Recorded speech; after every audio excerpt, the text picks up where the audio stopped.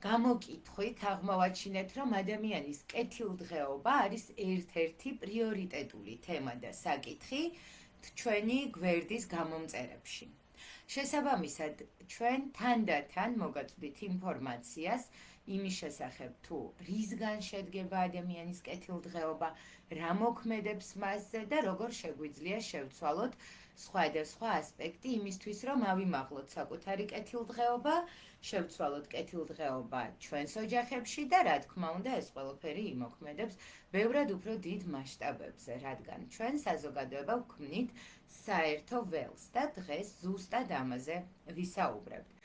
ეს არის თეორია, რომელიც არის ტრანზაქციული ანალიზიდან, ის რაზეც ახლა ვისაუბრებ, პრინციპში საიდუმლო არ არის, მაგრამ ძალიან კარგად იქნება სტრუქტურირებული და კარგად შეძლებთ, რომ ამოიცნოთ როგორც საკუთარი თავი და საკუთარი ხასიათი, ასევე სხვა ადამიანების ხასიათი. ასე რომ პირველ რიგში მოიწვიეთ ყველა, ვისთვისაც თქვენი აზრით იქნება საინტერესო ამ ვიდეოს ნახვა. დავიწყოთ. ადამიანები თუ კი მძიმე ტრავმები არ იყო მუცლადყოფნის პერიოდში და სასურველი ორსულობის შედეგად დაიბადა, იბადება მსოფლ მხედველობით, რომელიც არის არაცნობიერი და ქმნის ადამიანის არაცნობიერ ბაზას, საძირკველს, რაზეც შემდგომ დაშენდება ყველა სხვა დამოკიდებულება და ურთიერთობა, იბადება ბაზით, მე კარგი ვარ და ჩემს ირგვლივ კარგი ადამიანები არიან. დამტკიცებულია კვლევებით, რომ იბადება 92% ახალშობილების აი ამ მეტარუქით, ამ დამოკიდებულებით. მაგრამ ზრდასრულობას ინარჩუნებს მხოლოდ მცირე პროცენტი და ეს არის სადღაც 2%. შესაბამისად, აღზრდის, ზრდის და ზრდასრულობამდე მისვლის პროცესში ადამიანი კარგავს ან ერთ, ან ორივე ოკეის და გამოდის, რომ დაბადებიდან დღემდე ადამიანს უჩნდება ერთგვარი იმედგაცრუება ან საკუთარ თავში, ან სხვებში, რაც თავისთავად სამომავლოდ იმოქმედებს მის კეთილდღეობაზე. ადამიანები, რომლებმაც შეძლეს და შეინარჩუნეს მე ოკეი, სხვები ოკეი მეტარუქა, არიან ადამიანები, იღბლიანი ადამიანები, რომლებისთვისაც ბევრი რაღაცა ძალიან მარტივად მოგვარებადია. მათ კარგად აქვთ გაწერილი საკუთარი მიზნები, ხედვები, დამოკიდებულებები, იციან, რომ იმსახურებენ კარგს და სხვებიც იმსახურებენ კარგს, მოქმედებენ სასურველის მისაღწევად, თუ ვერ იღებენ სასურველს, ცვლიან გზებს და მიღწევის სტრატეგიებს და მიღწევის შემდეგ ზეიმობენ, ბედნიერებას გრძნობენ იმით, რომ მიაღწიეს, ისვენებენ და მხოლოდ ამის შემდეგ ახალ მიზნებს სახავენ.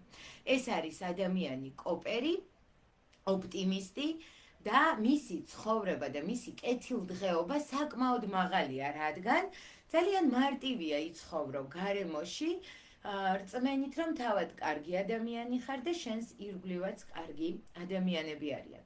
თუმცა აღზრდის პროცესში ბავშვი ხშირად ხდება კრიტიკის, დასჯის, განსჯის საგანი და ხშირად ბავშვს უწევს საკუთარ ქცევაზე, საკუთარ თავზე ნეგატიური კომენტარების, ნეგატიური დამოკიდებულების მიღება. ამ დროს ბავშვი ფიქრობს, რომ სავარაუდოდ მე ვარ ცუდი, რადგანაც ჩემი მშობლები, ჩემი პედაგოგები ძალიან კარგები არიან. ბავშვს არ შეუძლია, რომ სხვებზე ცუდი იფიქროს, განსაკუთრებით ასეთ მნიშვნელოვან პიროვნებებზე, როგორებიც არიან დედა და მამა და ამიტომ ხშირ შემთხვევაში ის ამბობს, ალბათ მე ვარ ცუდი, მე no, სხვები კი ოკეი.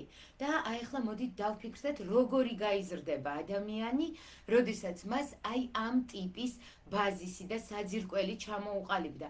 ყველა მისი ქცევა, ყველა მისი ცხოვრებისეული ნაბიჯი და გადაწყვეტილება იქნება დაყრდნობილი აი ამ გადაწყვეტილებაზე, რომ მე ვარ ცუდი, სხვები კი ჩემს ირგვლივ კარგი ადამიანები არიან. და ესეთი ადამიანი იქნება უამბიციო, მას არ ექნება სურვილი მიაღწიოს შედეგებს და ერთადერთი რაც იქნება მისთვის მამოტივირებელი და მამოძრავებელი არის ის, რომ სხვა ადამიანებს შეუმსუბუქოს ცხოვრება, მოუტანოს სარგებელი, დაეხმაროს, დაუჭიროს მხარე და ასე შემდეგ. ერთგვარი ადამიანი მსხვერპლია, რომელიც საკუთარ თავს მსხვერპლად წირავს სხვა ადამიანებს, რომლებიც მისი აზრით კარგები არიან და ყველა სიკეთეს იმსახურებენ. თავად კი არ სჯერათ, რომ იმსახურებენ კარგს, აქედან გამომდინარე, არათუ არ იბრძვიან კარგისთვის, არამედ იმ შემთხვევაში, როდესაც კარგი მოდის მათ ცხოვრებაში, ქვეცნობიერად აკეთებენ ყველაფერს, რომ ეს კარგი გაუშვან, აღარ იყოს, რადგან ეს მათ საძირკველს არყევს, მათ საძირკველში გარკვეულ ბზარს აჩენს და შესაბამისად მათი ცხოვრება ხდება უფრო მშფოთვარე, უფრო ნეგატიური, მათ კი ურჩევნიათ, რომ ძველი შეჩვეული ჭირი კონდეთ და შესაბამისად მაქსიმალურად გაურბიან ყოველგვარ სიკეთეს და ყოველგვარ მტკიცებას იმის, რომ თავად კარგი ადამიანები არიან. ასეთ ადამიანებს სოციალურ თვითმკვლელებს უწოდებენ, რადგან ისინი არც კარიერულად და არც სოციუმში არ ვითარდებიან. რჩებიან ერთ დონეზე დიდხანს და მათ არ აქვთ არანაირი ამბიცია. ესეთი ბავშვები ხშირად სკოლის პერიოდში საკუთარ თავზე იღებენ სხვა ბავშვების, კლასელების, მეგობრების დანაშაულს, საკუთარ თავზე იღებენ ყველაზე რთულ დავალებას და ასე შემდეგ, რადგან თვლიან, რომ სხვები მასზე უკეთესები არიან და უკეთეს ცხოვრებას იმსახურებენ. ალბათ უკვე ამოიცანით ვიღაცა თქვენი სანაცნობო წრიდან, ან საკუთარ თავში ამოიცანით მსგავსი შტრიხები, ჩვენ კი გადავიდეთ კიდევ ერთ მეტარუკაზე, კიდევ ერთ საძირკველზე, როდესაც ბავშვს შედარებით ძლიერი პიროვნული ღერძი აქვს. და ბავშვი ხვდება, რომ როგორც იქცეოდა, ისევ იქცევა, მაგრამ მშობლებს მის მიმართ გაუჩნდა ბევრი პრეტენზია და აგრესია და ბავშვი იწყებს კონფრონტაციას და ეს ისეთი ბავშვები არიან, რომლებიც ეუბნებიან მშობლებს, შენ თვითონ ხარ ცუდი, შენ თვითონ დაისჯები და ასე შემდეგ. ეს მიუთითებს იმაზე, რომ ბავშვის პიროვნული ღერძი საკუთარი ოკეის შენარჩუნებისთვის იბრძვის და თანდათან მშობლის დემონიზაციას ახდენს. მისთვის მშობელი ხდება ცუდი და შემდეგ ეს ცუდი გადადის მთლიანად სოციუმზე და მისი მეტარუკა, მისი საძირკველი ჟღერს ასე: მე კარგი ვარ, სხვები კი ცუდები.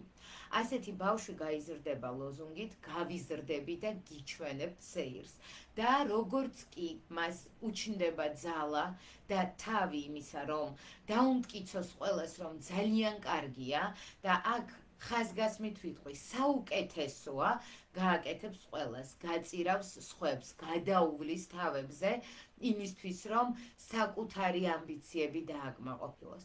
ძალიან ამბიციურები არიან, ჩამშვები, გადამგდები ადამიანები, რომლებიც მხოლოდ საკუთარ მოგებაზე და საკუთარ სარგებელზე ფიქრობენ, რადგან ძალიან ადრეულ ასაკში გადაწყვიტეს, რომ სხვები ცუდები არიან და თუ ის მათ ახლოს მიუშვებს, ან ვიღაცას აღიარებს უფრო მაღალ პოზიციაზე, ვიდრე თავად არის, აუცილებლად დაზიანდება ამის გამო. შესაბამისად, მე ოკეი, სხვები ნო, ასევე ცნობილია სოციალური კილერის ან სოციალური მკვლელის სახელით. ასეთი ადამიანები მუდმივ კონფრონტაციაში არიან საკუთარ კოლეგებთან, ოჯახის წევრებთან და მუდმივად ცდილობენ გაანადგურონ სხვა იმისთვის, რომ მიაღწიონ მეტ წარმატებას. სამწუხარო ის არის, რომ ყოველთვის იარსებებს ვიღაცა მათზე უკეთესი, მათზე ძლიერი, მათზე წარმატებული, მათზე მდიდარი და ეს არ ასვენებთ მას. აქედან გამომდინარე, მიუხედავად იმისა, რომ ძალიან ადრეული ასაკიდან საკმაოდ წარმატებულები არიან და საზოგადოების მხრიდან როგორც მაგალითი, ისე განიხილებიან, ვერასდროს ვერ გრძნობენ კმაყოფილებას და ბედნიერებას საკუთარი მდგომარეობით, საკუთარი პოზიციით სოციუმში, რადგან იციან, რომ ეს პოზიცია მყიფეა მანამ, სანამ მათზე მაღლა დგას ვიღაცა. და ასეთ ადამიანებს ძალიან მძიმე ცხოვრება აქვთ, რადგან მათ აქვთ მუდმივად უკმაყოფილების და მუდმივად მოთხოვნის მდგომარეობა, რომ მეტი და მერე დავისვენებ და ეს არასდროს არ მოდის. მესამე ნეგატიური სცენარი, მესამე ნეგატიური საძირკველი, რომელიც შეიძლება ჩამოყალიბდეს, ერთ-ერთი ყველაზე იშვიათია და ძალიან ნეგატიურია იმ კუთხით, რომ თუ კი მე ნოუსხვები ოკეი ცხოვრობს სხვებისთვის და სხვების გაბედნიერებისთვის, ხოლო მე ოკეი სხვები ნოუ ცხოვრობს საკუთარი თავისთვის და საკუთარი მიზნებისთვის, აი ამ მესამე მეტარუქის მქონე ადამიანებს არანაირი მიზანი არ აქვთ. ისინი ვერ ხედავენ აზრს საკუთარ ცხოვრებაში და არსებობაში და ეს არის მეტარუქა მე ნოუ, სხვები ნოუ. მეც ცუდი ვარ და ჩემს ირგვლივ ყველა დანარჩენიც ცუდია. ესეთი ბავშვები იზრდებიან ოჯახში, სადაც არიან ალკო ან ნარკოდამოკიდებულები, ან არის მძიმე ფსიქოზით დაავადებული ოჯახის წევრი, სადაც სიტუაცია არის სრულიად უმართავი და ბავშვს არ აქვს შესაძლებლობა, რომ რამეს ან ვინმეს მიეკედლოს. შესაბამისად, ეს გაურკვეველი და უმართავი სიტუაცია, სიყვარულის და სხვა ემოციების არარსებობა და მხოლოდ შიში, როგორც მთავარი და საბაზისო ემოცია, აყალიბებს მეტარუქას მე ცუდი ვარ და სხვებიც ცუდები არიან. ასეთი ადამიანების მომავალი საკმაოდ ნეგატიურია, იმ შემთხვევაში თუ დროულად არ მიიღეს დახმარება, შეიძლება თავად გახდნენ ალკო ან ნარკო დისპანსერის პაციენტები, ან ასევე ფსიქიატრიული კლინიკის პაციენტები. ძალიან მნიშვნელოვანია, რომ მე ნოუს, სხვები ნოუს შემთხვევაში რომელიმე ერთი ოკეი მაინც გაჩნდეს და დაინახოს ადამიანმა, რომ სადღაც აზრი მის არსებობს და მას შეუძლია, რომ რაღაცა გააკეთოს და თუ გავიხსენებთ პროგრამას დამოკიდებულებების რეაბილიტაციის, მან აუცილებლად დგება მომენტი, როდესაც ისინი ეხმარებიან ახალმოსულებს, ანუ ისინი ხდებიან სხვებისთვის სამაგალითოები და აჩვენებენ, რომ ეს შესაძლებელია არ მოიხმარდე ნარკოტიკულ საშუალებას ან არ მოიხმარდე ალკოჰოლს და ეს მათი ოკეობის საძირკველია. შესაბამისად, რა თქმა უნდა, გავიმეორებ, რომ ყველაზე მნიშვნელოვანი, ყველაზე ძლიერი, ყველაზე ეფექტური მეტარუქა არის მე ოკეი, სხვები ოკეი, როდესაც მე საკუთარი თავისთვის და სხვებისთვის ვხედავ პოზიტივს ამ ცხოვრებაში, ამ სამყაროში, მე შემიძლია მივაღწიო წარმატებას და მიხარია სხვების წარმატება და აქედან გამომდინარე არავის ვეჯიბრები და არ ვცდილობ ვაჯობო, რადგან მეც კარგი ვარ, სხვებიც კარგები არიან და ამ სიტუაციაში არ აქვს აზრი ბრძოლას. ჩემთვის მნიშვნელოვანია თქვენი უკავშირი, რამდენად სასარგებლო იყო თქვენთვის ეს ინფორმაცია და რამდენად გაგვთ სურვილი მსგავს თემაზე გავაგრძელოთ საუბარი.